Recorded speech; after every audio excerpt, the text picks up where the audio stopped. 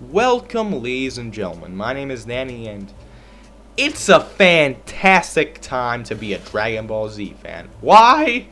Well, Dragon Ball Super has a new saga where Trunks returns with blue hair for some reason while he's being chased by a dark version of Goku that has some connection with a green Kai. Yeah, that's gonna happen. Go watch that shit. We're getting 2 new games this year. Dragon Ball Xenoverse 2, a sequel to Dragon Ball Xenoverse 1, where we protect time itself. And Dragon Ball Fusions, where we can fuse everybody with everybody. So in celebration of all these awesome stuff, I read the Dragon Ball Z sagas from the manga. Just the Dragon Ball Z portion, not the Dragon Ball when he was a kid, no, from Raditz to Majin Buu. I read the entire manga, and thinking of Dragon Ball Fusions, I always remember 2 things. 1, Broly and Popo. 2, 2 of the most powerful fusions that ever existed, Vegito and Gogita. Who the fuck is stronger? I read through forums and other such stuff, and it's kind of confusing and really stupid, some of the debates, but, you know, that's the internet.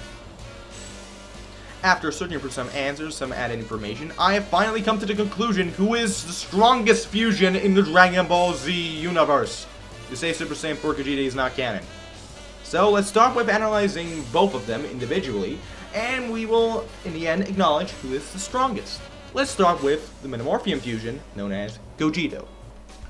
Gogeta first appeared in the movie Fusion Reborn, where the main villain was Janemba, who was pretty much a ripoff of Super Buu.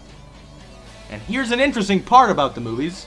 Every single movie except for Resurrection F and Battle of Gods, which were made by Akira Toriyama, are, first of all, non-canon, and second of all, almost all the villains are ripoffs of the Dragon Ball villains from each saga. Which doesn't mean that they're bad movies. I mean, Fusion Reborn is one of the best Dragon Ball Z movies, right next to Broly the Legendary Super Saiyan and Bardock the father of Goku. So yeah. Gogeta's name is a combination of Goku's and Vegeta's name, forming Gogeta. Now, Gogeta's personality is the most interesting thing about him. He's a serious fighter. He wants to end the fight as quickly as possible, which does not sound remotely anything like any Saiyan from the entire series, except for Trunks. Because, you know, he lived with androids and death and all that shit. Which is very strange, since Gotenks, the first Metamorphium fusion we see, has the characteristics of Goten and Trunks, aka their childish nature and their cockiness. So, what gives? Why is Gogeta serious? Well, ladies and gentlemen, I have the explanation. Gogeta appeared in the movie, which is non-canon. More specifically, he appeared in the last 5 minutes of the movie, and he only had 2 lines. He only existed there so they can beat the villain quickly. Thus, they didn't give him any personalities at all. JJ just wanted to appear and end Janemba's life as quickly as possible. And remember, Akira Toriyama did not make the movie. He only made the character designs of Janemba and Gogeta. But if Akira Toriyama did make a manga version of this, I bet you $1,000,000 that Gogeta would have the same personality as Vegito. So with this conclusion, we can say that the personality that Gogeta has is non-canon. He would have the combination of both Goku's and Vegeta's personalities. But still, those last 5 minutes were the best 5 minutes in any Dragon Ball Z movie. I mean, fucking real. Gogeta just comes to Janemba and says, "Hey motherfucker, I'm gonna kick your ass." He just does an awesome combo. Then he forms a spiritual orb of destruction, just throws it at his fucking chest. Then Janemba just punches him and Gogeta says, "Oh no, bro, you can't kill me. I'm Gogeta. Now die. Janemba." Then suddenly his fucking organs and everything just explodes and he just gets vaporized and turned back to that kid from the beginning of the movie. Sorry, I kind of worded it, but seriously, those were the best 5 minutes in any Dragon Ball Z movie. Now, Gogeta possesses all the powers of Goku and Vegeta, aka the Big Bang, the Kamehameha, the Final Flash, the Spirit Bomb, the Kaioken, the Instant Transmission, the After Image Technique, the Gallic Gun. He even combines techniques into one, aka the Big Bang Kamehameha, which is Gogeta's signature move. Now, we've talked a lot about Gogeta, but we haven't talked about the Metamorphium fusion yet, have we? So, what is a Metamorphium fusion? Now, Goku learned the Metamorphium fusion from the Metamorphs he met in the other world. They told them that they need 2 people of similar height and the same power level to do a dance. Yeah, it's anime, who gives a shit? And if they succeeded, they would fuse together to create a powerful fighter. But there's a catch. They can only stay in the fusion form for 30 minutes. So now here's the question. How does it work? Does it multiply or add? aka when Vegeta and Goku fused, is it Vegeta times Goku or Vegeta plus Goku? It's neither. It's Vegeta times Vegeta. Why?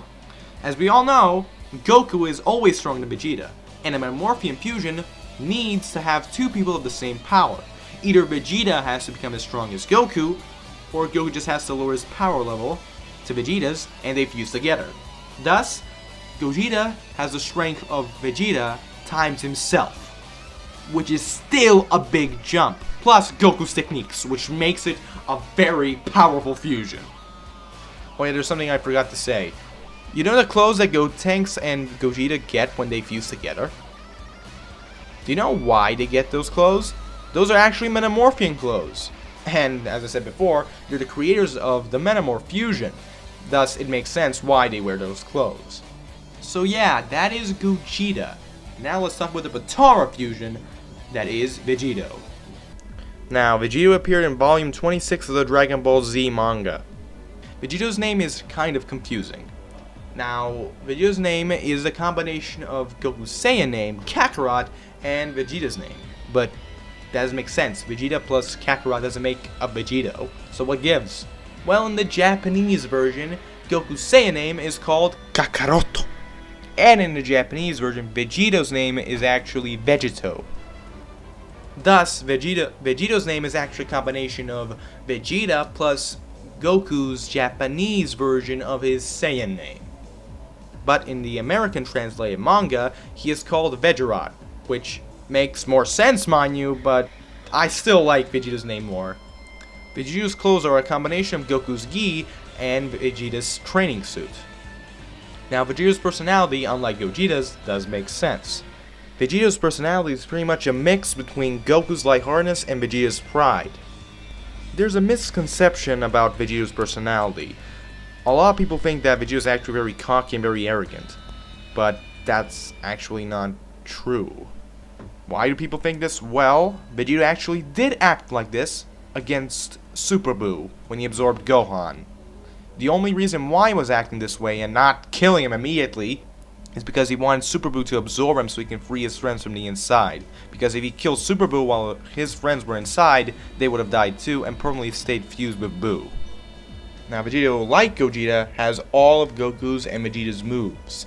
And he has 2 new moves. The Spirit Sword, where he forms a giant key sword and just slashes enemies with it.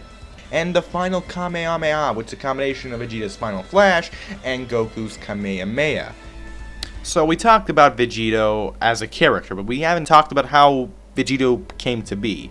Well, when Super Buu absorbed Gohan, the old Kai gave Goku 2 Potara earrings, and explained to him that if 2 people wear these earrings, they would fuse together to form a very powerful warrior. And, unlike the Metamorphian fusion, it has no time limit. It is permanent. Well, that's what we thought until the Dragon Ball Super manga and anime. Because Kabito Kai, a Potara fusion of Kabito and the Supreme Kai, defused by making a wish to the Dragon Balls. So now there's no penalty for using Potara earrings. Yeah. Now, unlike the Metamorphian fusion, when these 2 people fuse, their clothes fuse together, forming a combination between both of their clothes.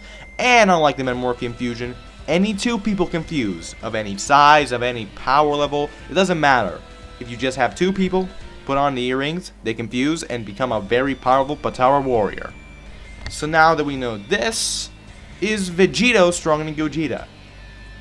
Well, let's see. Okay, ladies and gentlemen. Okay, so let's backtrack to the beginning of the video and let's explain the power levels of Gogeta and Vegito. Now, as we said before, Vegeta is weaker than Goku. We all know that, right? Yeah. Goku is stronger than Vegeta, right? And we know the fusion needs 2 people of the same power level. And so Goku has to weaken himself until it becomes Vegeta. So Vegeta times himself.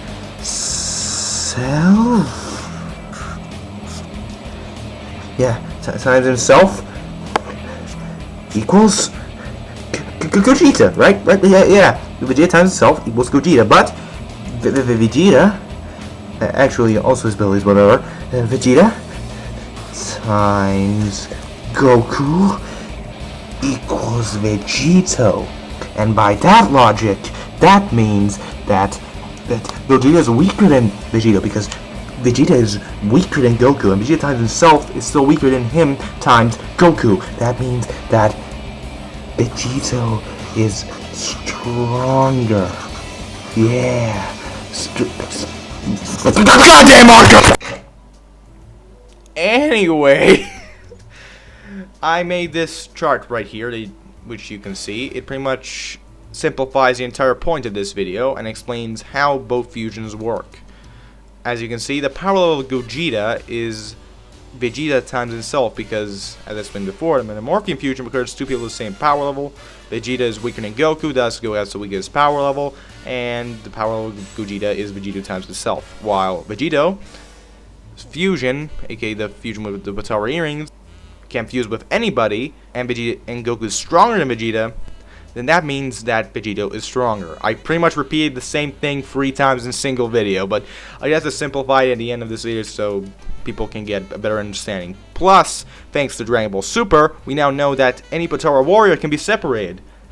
And the more you think about it, they wouldn't show Kabuto Kai separating. It would make sense as like some cool thing that they did, but you know, I think it's a foreshadowing of a future appearance of Vegito, because I know he's gonna return.